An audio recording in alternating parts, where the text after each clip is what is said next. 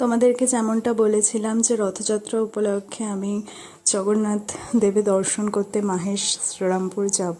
তো সেই উদ্দেশ্যেই বেরিয়ে পড়েছিলাম বাড়ি থেকে। আর এই যে স্টেশনে পৌঁছে গিয়েছিলাম আমরা।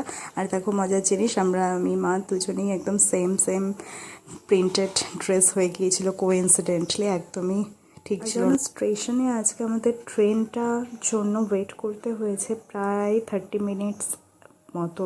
তো আমি তো ভাবছিলাম যে আজকে সানডে হয়তো আরও লেট হবে, বাট যাই হোক ট্রেনটা ঠিক মতোই চলে এসেছিলো। 30 মিনিটস লেট, ঠিক আছে। আর বেশ ফাঁকাই ছিল। আমি ভাবছিলাম ট্রেনে খুব ভিড় না হয়, কারণ আমরা তো ম্যানেজ করে নেবো, যেহেতু মা ছিল সাথে, তো একটু ভয় লাগছিলো যে বেশি ভিড় নিতে পারে না।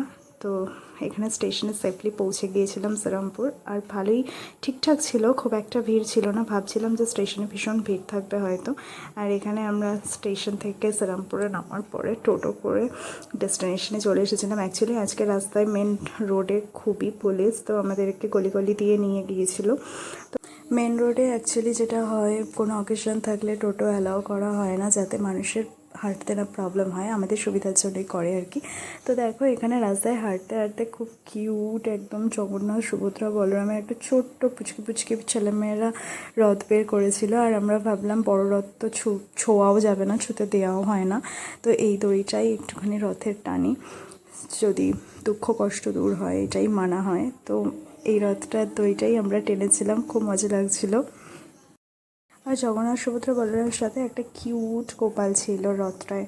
আর দেখো এখানে আমরা ফাইনালি আমাদের অ্যাকচুয়ালি একটা কমপ্লেক্স রয়েছে, এখানটাতে গেটটার কাছে দাঁড়ালে খুব ভালোভাবে দেখা যায়। আমরা লাস্ট ইয়ার উল্টো রথে এসেছিলাম, তো এক্সপিরিয়েন্স ছিল যে এখানটা থেকে ভালোভাবেই দেখা যায়। তো খুব ভিড়, আমরা পৌঁছেছি প্রায় 5টা, তো তাতেই এত এত ভিড় হয়ে গিয়েছিল।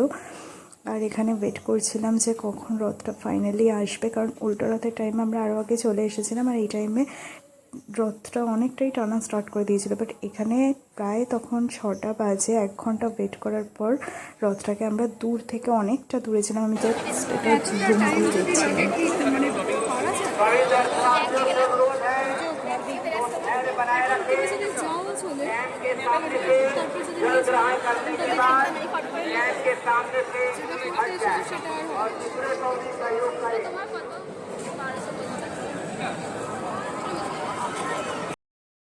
আসলে আমরা না একদম এক্সস্টেড হয়ে যাচ্ছিলাম, এত গরম এত গরম, এত লোকজনের ভিড়। তো গভীর ডিসকাশন চলছিল যে চলে যাব না ওয়েট করব, এটাই।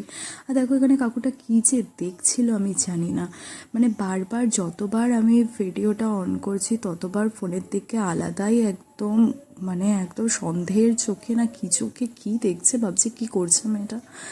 যাই হোক দেখো এখানে অলমোস্ট 7টা।